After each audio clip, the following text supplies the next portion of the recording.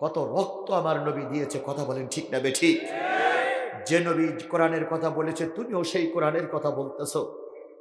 তোমার বেলায় আসতেছে হেলিকপ্টার, তোমার বেলায় আসতেছে লক্ষ লক্ষ টাকা, তোমার বেলায় আসতেছে বিরিয়ানি আর পোলাও, আর নবী দিনের দাওয়াত দিতে দিতে তায়েফের ময়দানে মার খেয়েছে।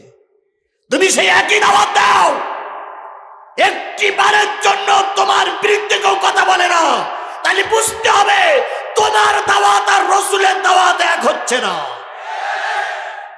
তোমার দাওয়াত আমার দাওয়াত নেই দাওয়াতে মিল, তোমার কিতাব আমার কিতাব নেই আবার মিল।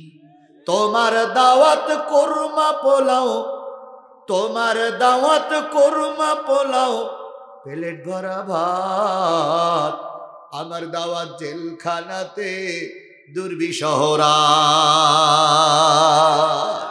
তোমার দাওয়াত আমার দাওয়াত নেই দাওয়াতে মিল, তোমার কিতাব আমার কিতাব নেই আবার মিল। নায়েবে নবী সাজো, আওলাদে রাসূল সাজো, হক্কানি পীর বলে দাবি করো। ইসলামী আন্দোলনের যুবকেরা ময়দানে নামলে রক্তাক্ত হয়ে ফিরে আসে, আর তুমি বক্তৃতা করো, পুলিশ প্রটোকলে তোমার নিয়ে যায়। তোমার দাওয়াত আর রাসূলের দাওয়াত এক না, তোমার তাবলীগ আর রাসূলের তাবলীগ এক না, তোমার ওয়াজ আর রাসূলের ওয়াজ এক না। নিশ্চয়ই কোনখানে কোন রকম ফাটা ফুটো আছে।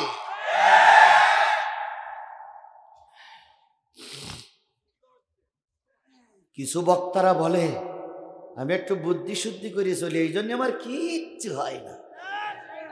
ওরে আমার বুদ্ধিমান রে, তোমার বুদ্ধি বেশি আর রসুলের বুদ্ধি কম ছিল, তাই রসুল মার খেলো, তায়েফে রক্ত দিল, আবু জেহেল মাথায় ভুড়ি চাপালো, আর তুমি বুদ্ধি করে চলো বলে আবু জেহেল আল্লাহরা তোমার শুধু নজরানা দিতেই থাকে দিতেই থাকে দিতেই থাকে। কথা বলেন ঠিক না বেঠিক? মুনাফিক আজকে আমার সমাজে আজও, তখনও ছিল, আজও আছে। কথা বলেন ঠিক না বেঠিক? আমার ভাইয়েরা, যেহেতু সময় খুব বেশি লম্বা নয়, আমি আমার নির্ধারিত সময় শেষ করব। কথাটা শেষ করে নিয়ে আস। জায়েদের কাদের পরে রসুলের মাথা। জায়েদ এবার আল্লাহর নবীকে হেলান দিয়ে বসাই রেখে উপরে গেলেন, যেয়ে দেখলেন যুবকেরা চলে গেছে। জায়েদ এসে বলেন, ইয়া রাসূলুল্লাহ, ওরা চলে গেছে। কয় জায়েদ, দেখো তো নামাজ কাজা হয়ে যাচ্ছে, হুজুর পানির ব্যবস্থা করো।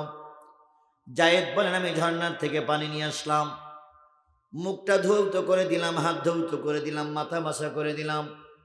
পা যখন ধৌত করতে গেলাম, রক্তের সঙ্গে রসুলের খড়মের সঙ্গে এমন করে জমাট বেঁধে গেছে, আমি হাত দিয়ে টেনে টেনে রসুলের খড়মটা সরাইতে পারতেছিলাম না।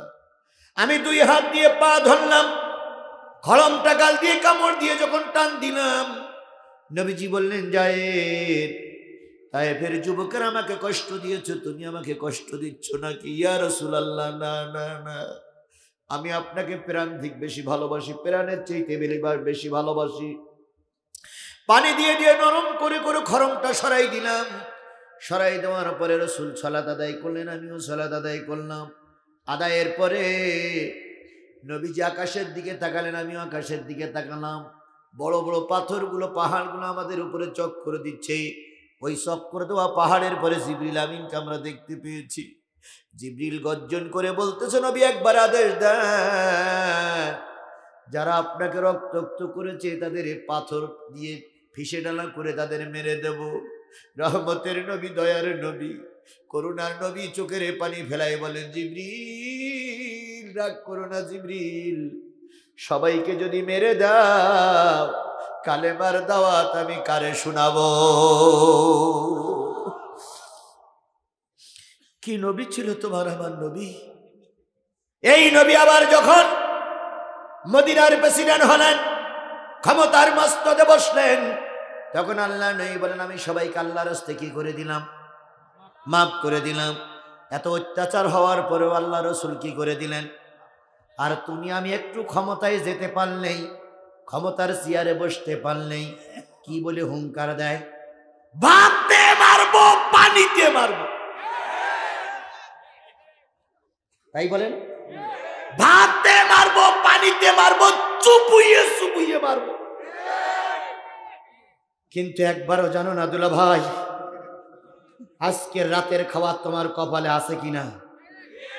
তোমার বাড়িতে আছে বিরিয়ানি পোলাও রান্না, এখান থেকে উঠে বাইপাসে ওঠার সাথে সাথে ট্রাক তোমার বুকের পর দিয়ে চলে গেল, ভাত তোমার কপালে জুটলো না। কথা বলেন ঠিক না বেঠিক? এটা কি হতে পারে? এটা কি আমার আল্লাহ করতে পারে? আজকের ক্ষমতার মস্তদে বসে হুঙ্কার দিচ্ছ, কিন্তু আগামীকাল সূর্য ওঠার আগেই জনগণ জুতা পিটা করে মামুর বাড়ি বানিয়ে দিতে পারে। আগামীকাল তোমার ক্ষমতার মস্তক থাকতেও পারে, নাও থাকতে পারে।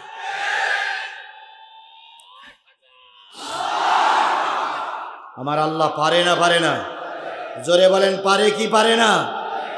আজকে পাওয়ার দেখাও, ক্ষমতার জোর দেখাও, কিন্তু একটা জিনিস মনে রেখো, আগামীকাল সূর্য উঠবে সত্য, তার আগেই তোমার বিদায় নেওয়া হতে পারে। আমাদের সমাজে কিছু ছাগলের 3 নম্বর বাচ্চা আছে, এরা ক্ষমতার জোর দেখে। আমার চেনো চেনো চেনো, বেশি চেনাচেনি করিও না। যে তোমার উপরে আছে, যার ক্ষমতার বলে বলিয়ান হয়ে আমাদের পরে দাপট দেখাও, ওর কিন্তু বিদেশের টিকিট কাটা আছে, ওর কিন্তু বিমানের টিকিট কাটা আছে, পাসপোর্ট করা আছে। একটু উলট পালট দেখলেই উড়াল দেবে। ছাগলের 3 নম্বর বাচ্চা, তুমি যাবা কই? জনগণ তোমার আলু ভাত্তা করে খাবে।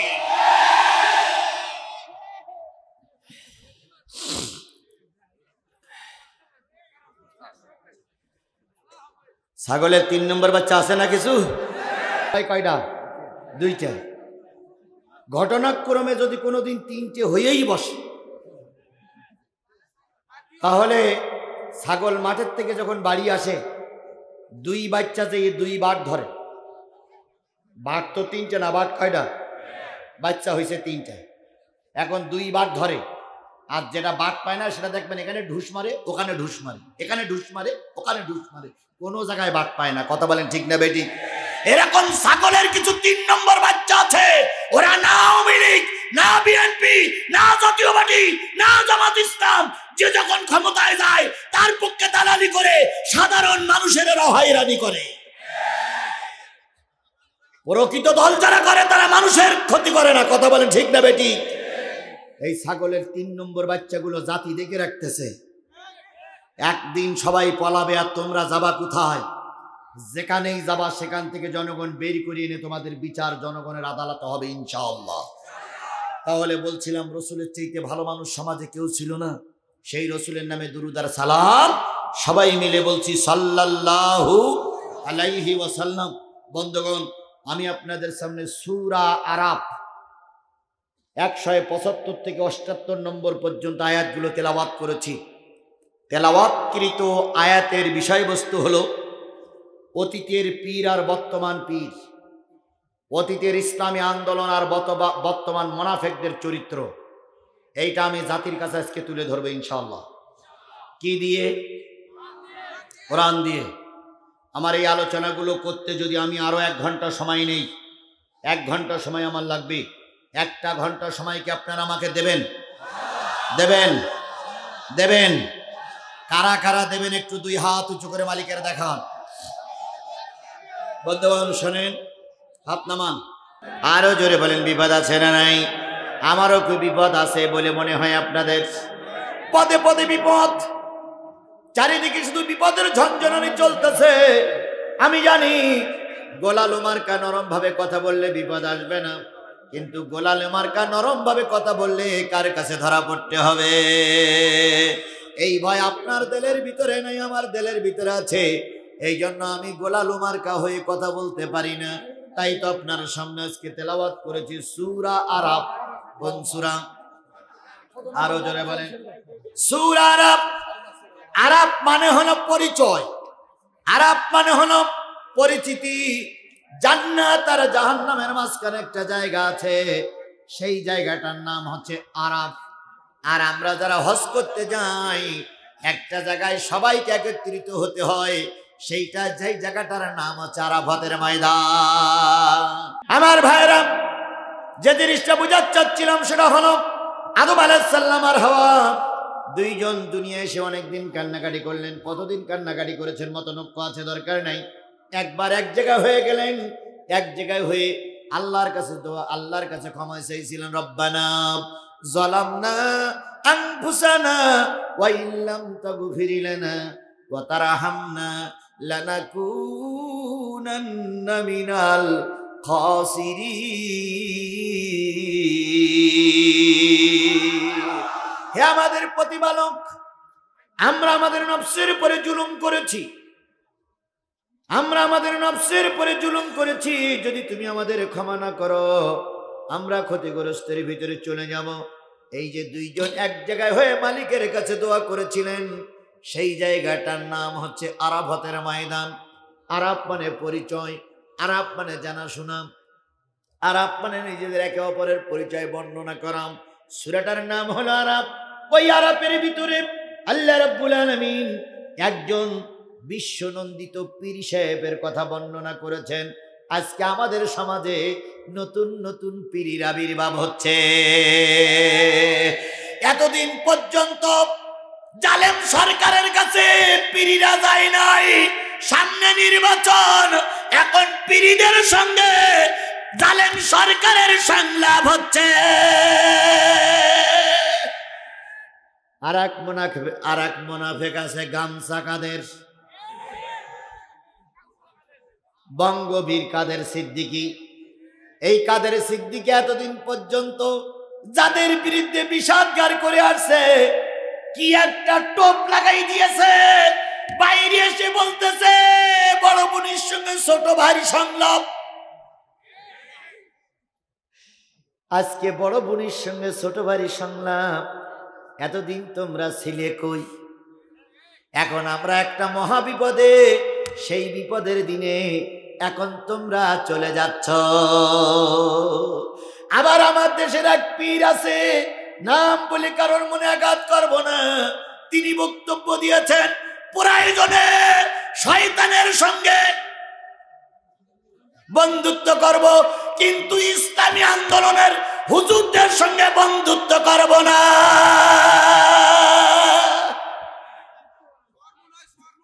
জাসদ নেতা দাওয়াত দিলেন আপনাদের সম্মেলনে, জালেম সরকারের মন্ত্রীদের আপনার সম্মেলনে দাওয়াত দিলেন, তারপরে বামপন্থী রামপন্থীদের দাওয়াত দিলেন।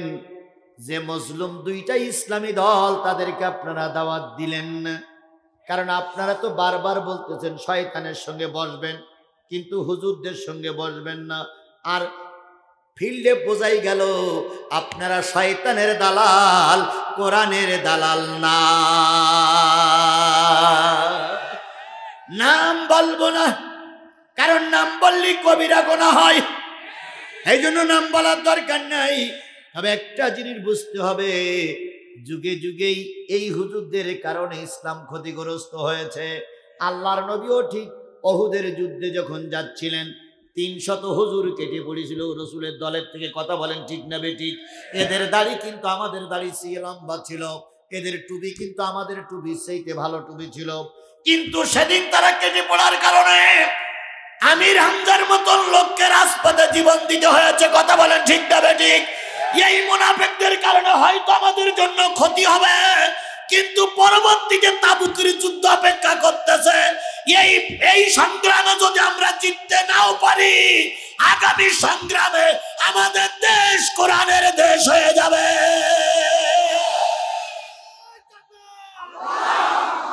আমি গতকাল পাবনায় মাহফিল করেছি, তার আগের দিন গাইবান্ধায় মাহফিল করেছি, তার আগের দিন কক্সবাজার মাহফিল করেছি, এরপরে কক্সবাজার সফর করেছি, চিটাগাং সফর করেছি। গোটা 64টা জেলার সব কয়টা জেলা সফর করব এবং করেছি। করে আমার জায়গা এসেছে বগুড়ার মুসলমানেরা, শোনো, আগামী নির্বাচন যদি দিনের ভোট রাতে না হয়, দিনের ভোট রাতে না হয়, আর আমি আজিজুল ইসলাম যদি ভোট দিতে পারি, আর আমার কলেজার টুকরা 16 কোটি মুসলমান যদি ভোট দিতে পারে, আগামী সংসদ হবে কোরআনের সংসদ, আগামী দেশ হবে কোরআনের দেশ। রাতের ভোটে রাতের ভোটে রাতের ভোটে মাতবাড়ি করে রাতের ভোটে ক্ষমতায় যেয়ে কি কয় দেয়, কয় আমাদের জনপ্রিয়তা বেশি।